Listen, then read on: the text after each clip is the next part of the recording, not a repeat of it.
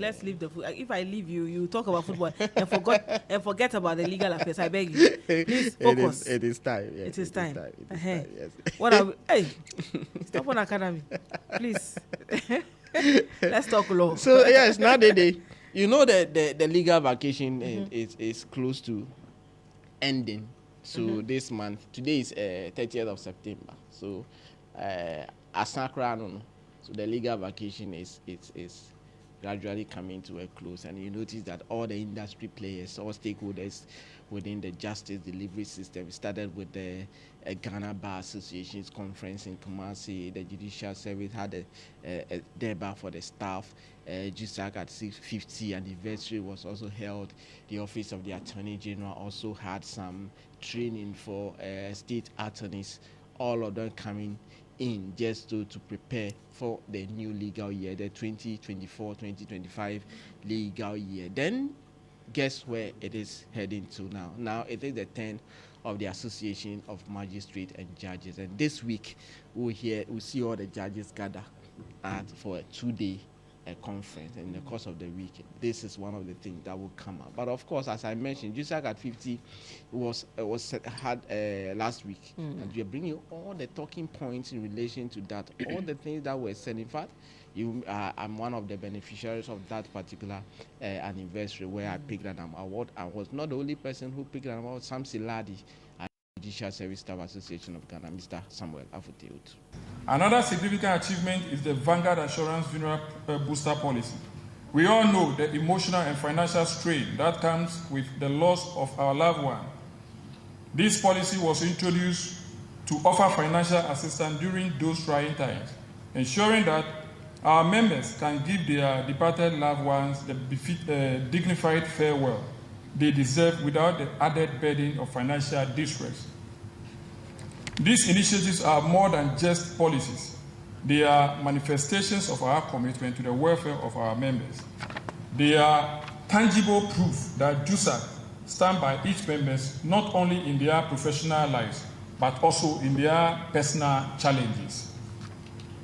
However, while we celebrate the achievement of JUSAC, we are also mindful of the future. JUSAC is committed to continuing its legacy of innovation and advocacy.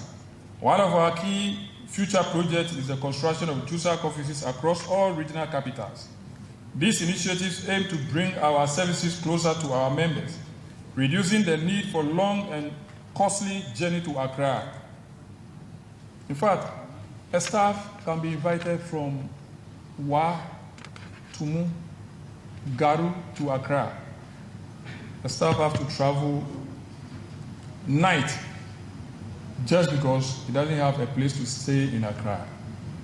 So this has become our challenge, coming for interviews, promotions, or anytime they are called upon.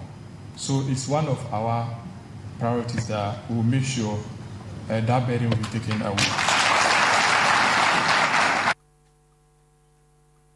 That is President of JUSAC, Samuel Afuteotu, who is telling us about some of the achievements of the association, what they set out to do, the future plans, trying to make sure that they get some resource centers all over available to ensure. But of course, the Chief Justice, Gertrude Saki Tokonu, you know we are in an election year, and certainly there are issues to come in relation to election disputes and all that.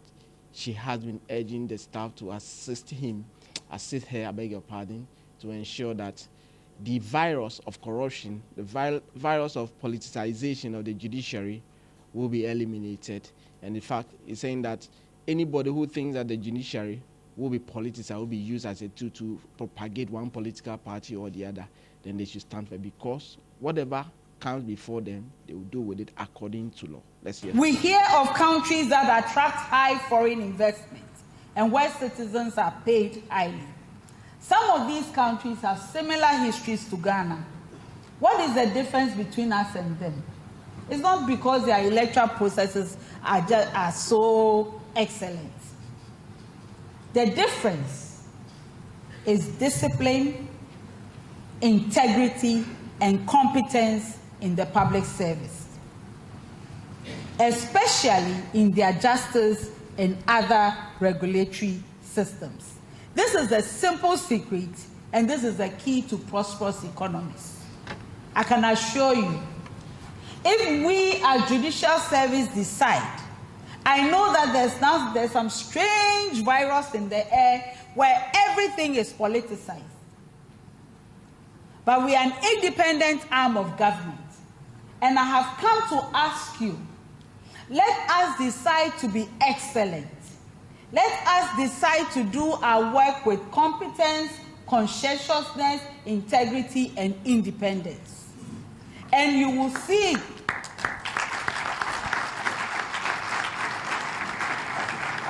see investors in our country. And you will see the reflection in your own pay. I know that virus wants to rope judges into their political conversations. Poor me, I'm sitting my somewhere. Everything I do is supposed to be in a political direction. I guess it goes with the territory.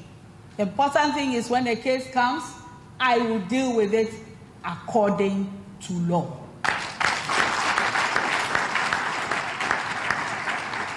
The courts are supposed to work according to law and nothing else. And if some people think that because the law, I don't know, they don't understand the law, they don't understand anything, well, I don't know. If they think they need to say things about judges, we are used to sitting every day, you know, as a judge, every day you annoy at least 20 people. So that is the Chief Justice, Gertrude Saki talking. He said, every day at least you annoy 20 people. And what she meant by that is that, and every now and then the court sits, one day a judge can deal with about 20 or 30 cases. As we know it at the opposing side. The person whose favor you go will be happy with you, and the person who the situation or the case will go against will not be happy with you. So definitely they will be angry with you. So she said that everything that is happening will happen according to law. So politicians, if you think that the election 2024 that is coming, things will happen, you come to the to court and you want to use the judiciary to propagate your interests, the CJ is saying that everything that will come to them will be dealt with according to law. So she has been speaking, or she made this call at JUSAC at 50 celebration. So in the course of the week, we'll hear more from the talking points. Yeah, and especially, I think that perhaps one of the things they may touch on will be the whole thing with regard to the protesters and the concerns being raised with regard to the remand and all that. Absolutely. Yeah, but then again, with her point in relation to the judiciary will not be politicized, I think that it goes beyond speeches. Absolutely. If per their conduct, you know, perception is everything. It's with key. regard to the judiciary, they said justice must not only be done, it must be seen to be done. Yes. Therefore, perception is very critical when it comes to them. And also push their body language. Absolutely. Yes, so it goes beyond the fine speeches.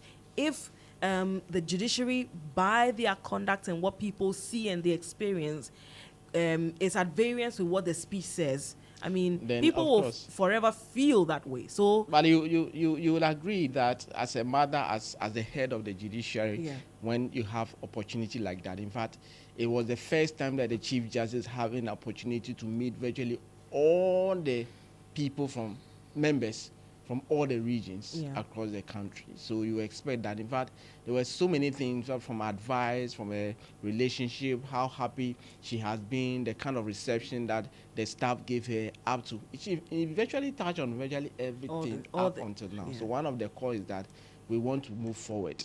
But before we get forward, support me, and then let's get to where we are. We as judiciary, our job is to deal with the law. So those who are sitting outside and trying to do things that are in variance with law should shy away from that. So of course, we'll be hearing more this week. Certainly, we'll be hearing the voice of the Chief Justice very, very much often in relation to this whole matter All and right. how the week ended ends with the Association of Magistrates and Judges and all that. All right. Now, in relation to the protesters. Yes, so you notice that the lawyers made a point that they will be repeating the bail application at the Yes. High Court, and all that. So we'll be following that closely. But on Friday, we've been speaking to the Deputy Attorney General, Dinah Asunaba Dapa, on some of the issues that have been happening, how the police have been dealing with the whole matter. And sometimes you notice that people were wondering why the Attorney General's office has taken over the matter, even in the case that's supposed to be dealt with by the police prosecutor. She makes the point that, look, at this party, cases that are of state interest, this is of a case of significant public interest, and the state, at any point in time when there's a situation of public interest, they can take on. But let's hear from Dinah Asunaba Dapa. We can only prosecute based on the evidence that we have. But if people have additional evidence that indicate that beyond the 54 other people also committed offense, we are very happy to receive those evidence. But you cannot just go to court for purpose of going to court. Now, the converse to it is that it should be to the benefit of those who are claiming that people have merely been targeted without evidence. You know what that means? It means that they will be acquitted. It means that our prosecution will not stand.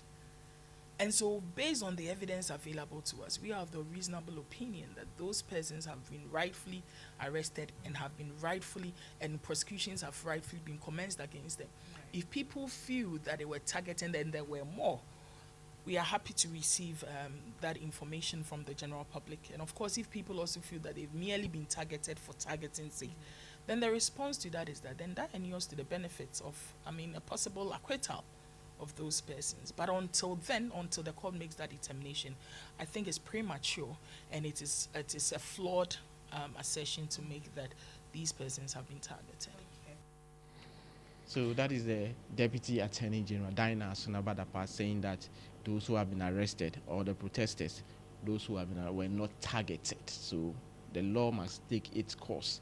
So if they are found guilty, the law will be applied. If they are found not guilty, they will be set free. But of course, they say that everyone is innocent until otherwise proven. So because it's clearly stated in Article 14 of the 1992 Constitution that once you have been accused, until a court of competent jurisdiction determines your fate, otherwise you are a free man like you and I seated here and all that. So there will be more reactions this week, and we should expect much more.